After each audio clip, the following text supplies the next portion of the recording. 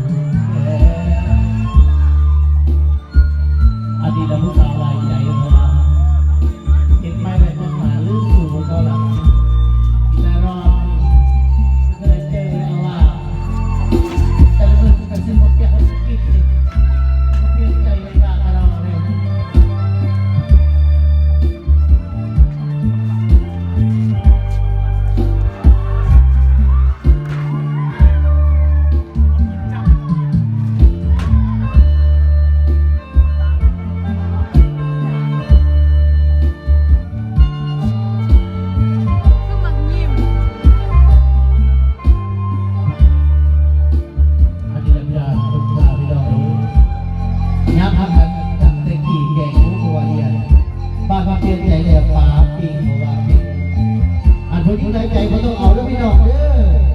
ผู้ยิ่งหนาก็แบบนี้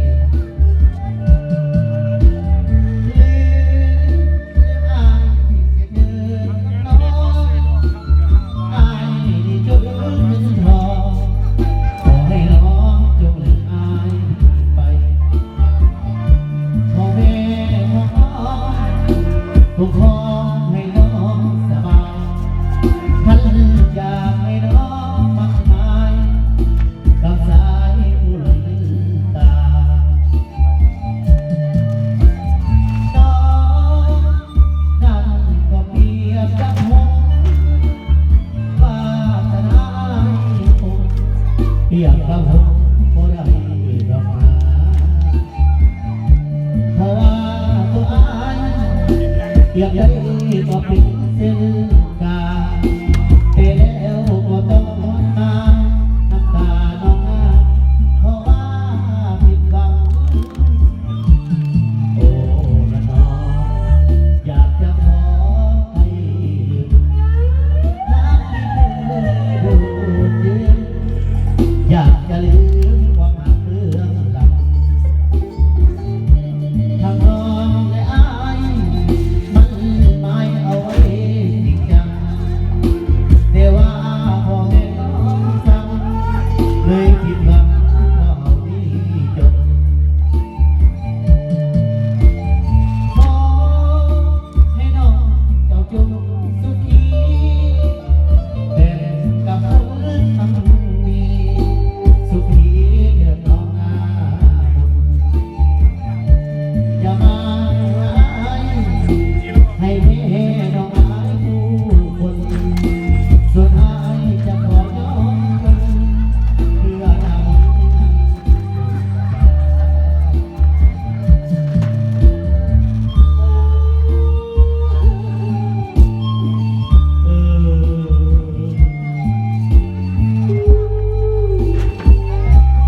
เดี๋ยวพี่กับป่าแล้วเราเจอ